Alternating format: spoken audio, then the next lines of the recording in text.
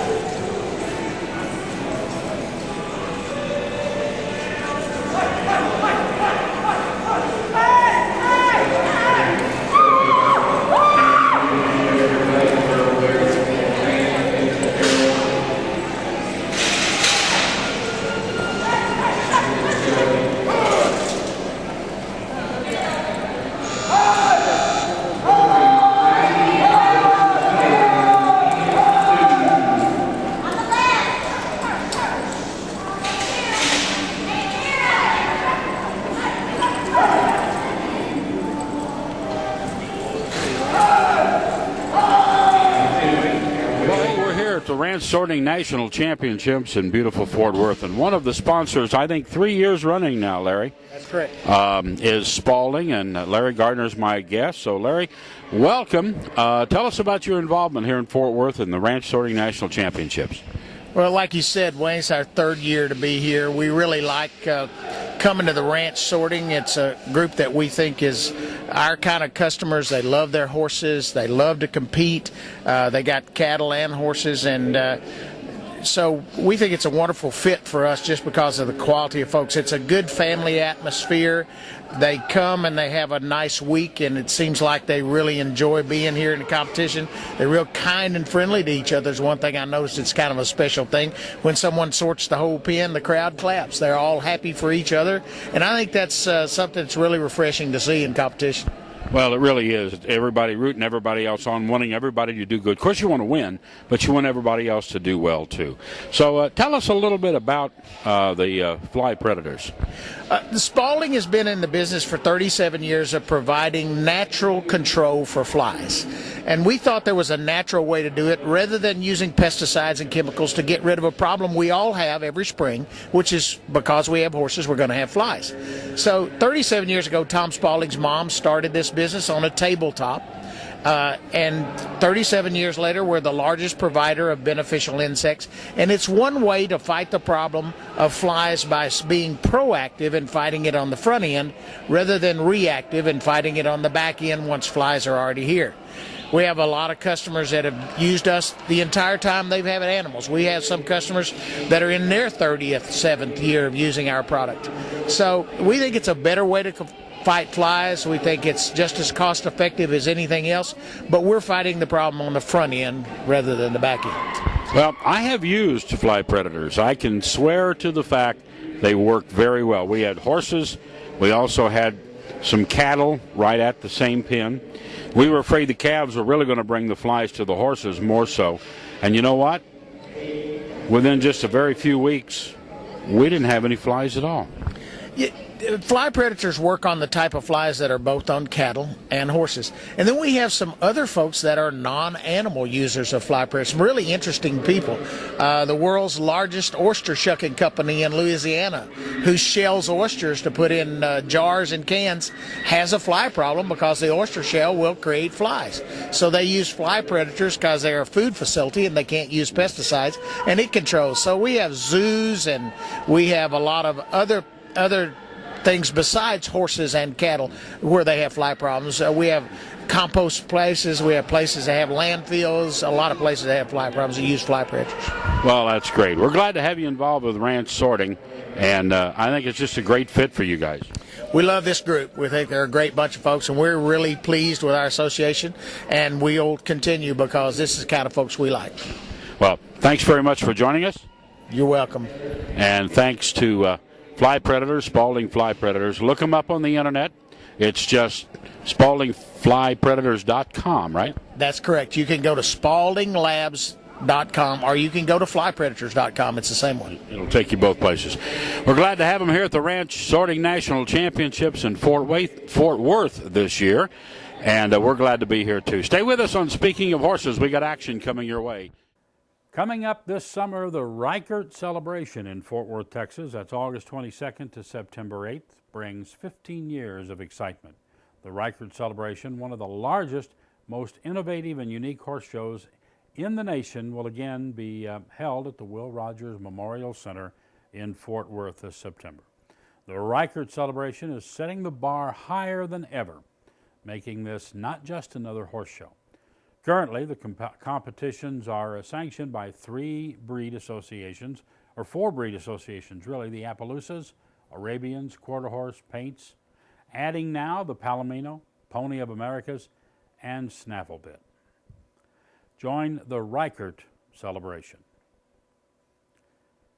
Let's move north, Calgary, Alberta, Canada.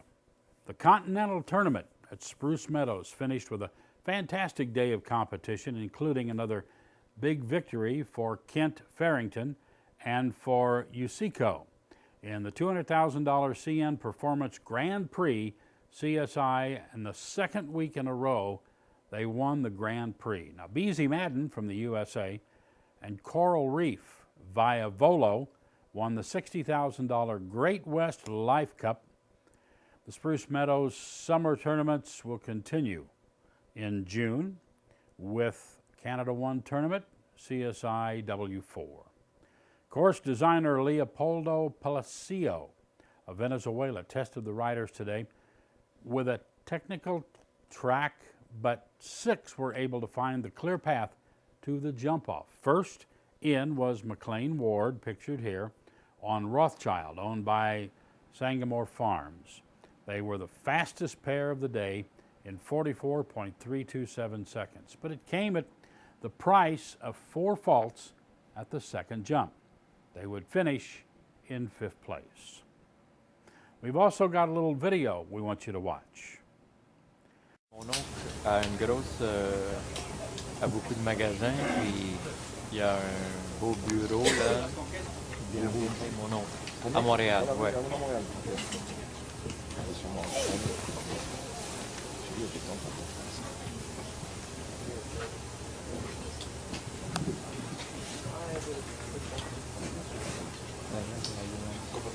Il va super.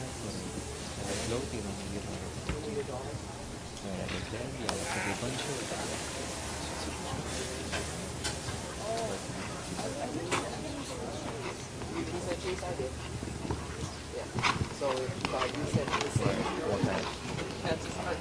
Easy, easy, Lord.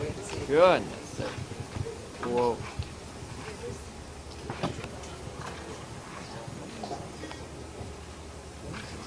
Easy, easy.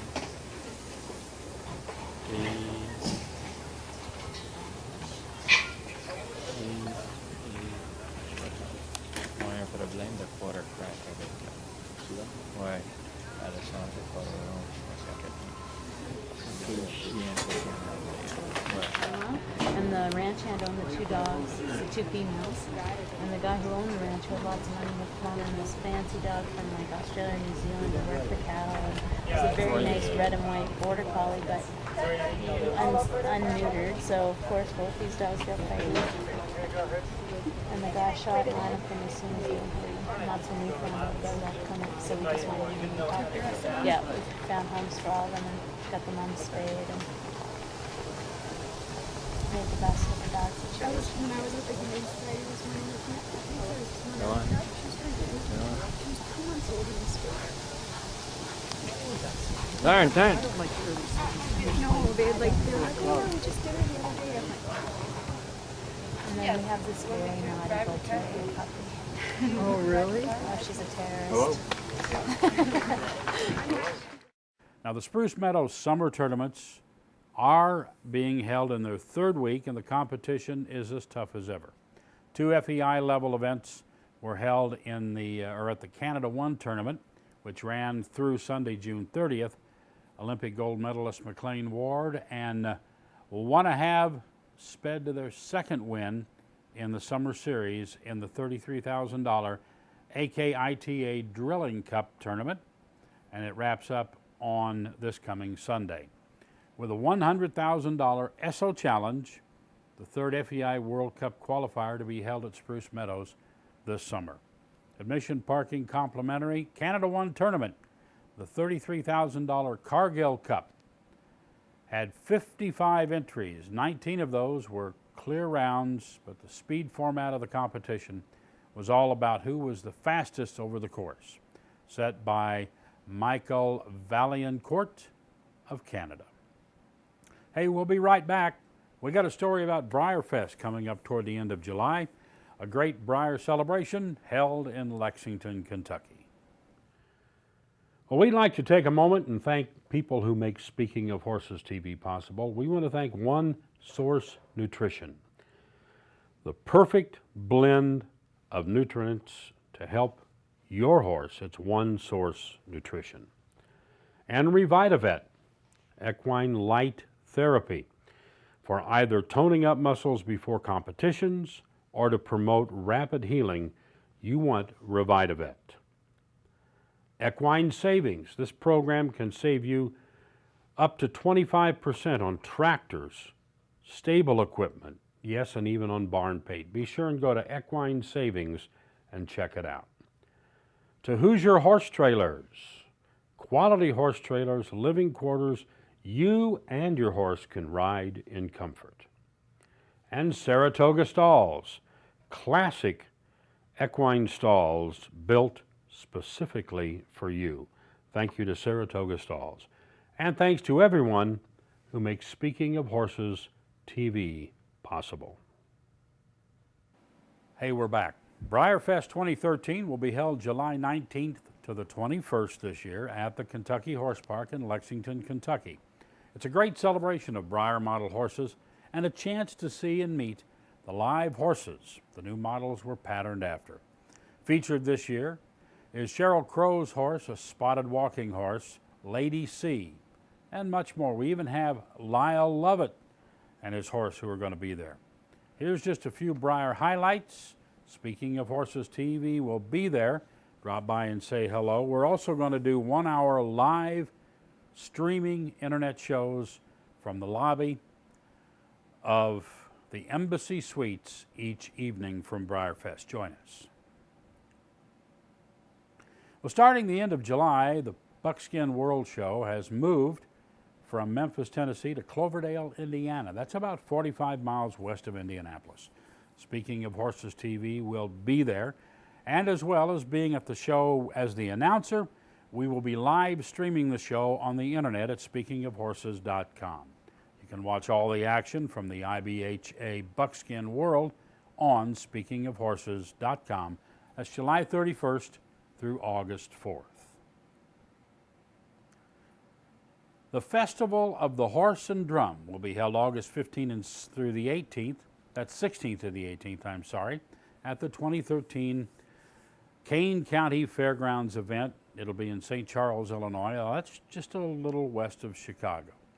The festival will be all about horses, Andalusians, Lusitanos, Western, open type. They're all here among the great shopping and trainers and educators and equine professionals. Now, there is an equine-based film festival that'll be held 2 days prior to the Horse and Drum Festival, and will have special viewings and awards for people who bring presentations to this film festival. We've got a short promo about the upcoming Festival of the Drum and Horse. We at Speaking of Horses will be there. We'll be filming, we'll be doing live streaming, and we'll be doing our Roy Rogers, Dale Evans tribute on horseback there. Watch this promo video.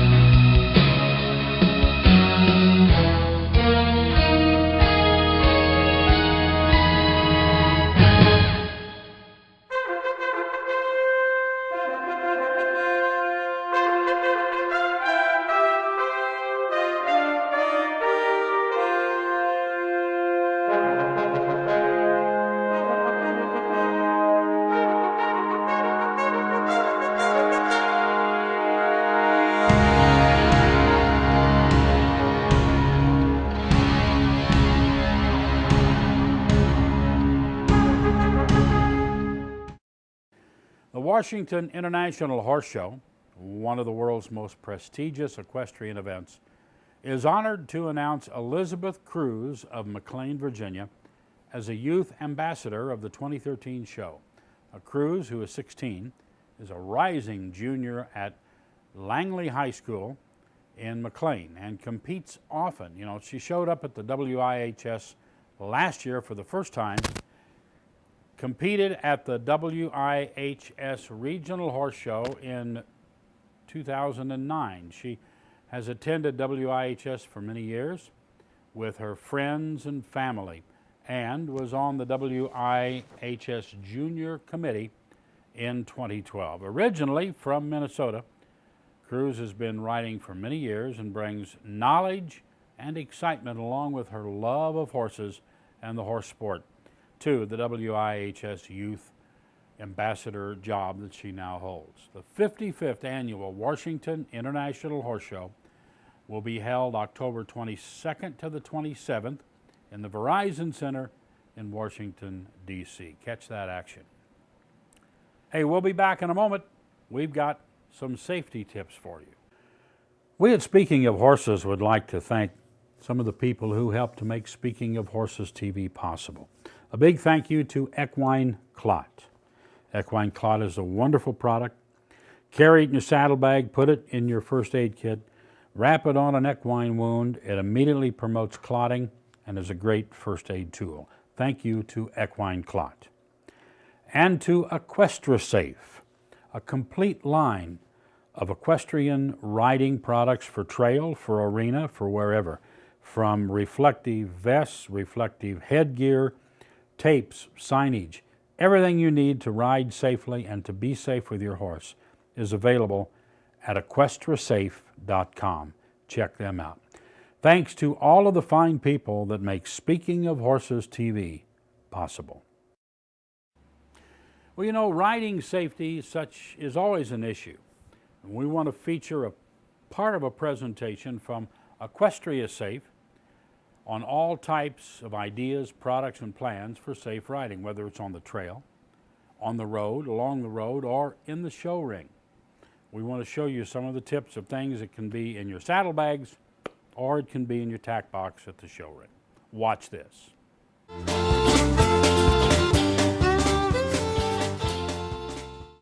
afternoon, everyone. My name is Teresa Spencer. I am the owner of EquestraSafe. We are a safety providing company that helps you and your horse be reconnected in the event that they get lost.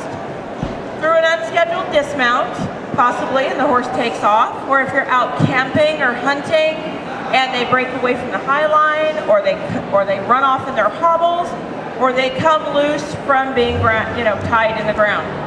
So that's what we're here to talk about today, is how to be prepared though for emergencies on and off the trail. What I can tell you from my experience is when we are out trail riding, most of the people that I ride with saddle their horse, hop on their horse, and they're gone. They don't think that something's going to happen. Now, I live in the high desert. If you live in the high desert, the one thing you know about are snakes, rattlesnakes. I can guarantee the people that I ride with, not one of them has a snake kit with them. What is a snake kit? It's a 1-inch piece of tubing about 12 inches long. And if your horse gets bit in the nose by a snake, you shove that tube up their nose so that it does not block their air passages, because the horse is going to die from that.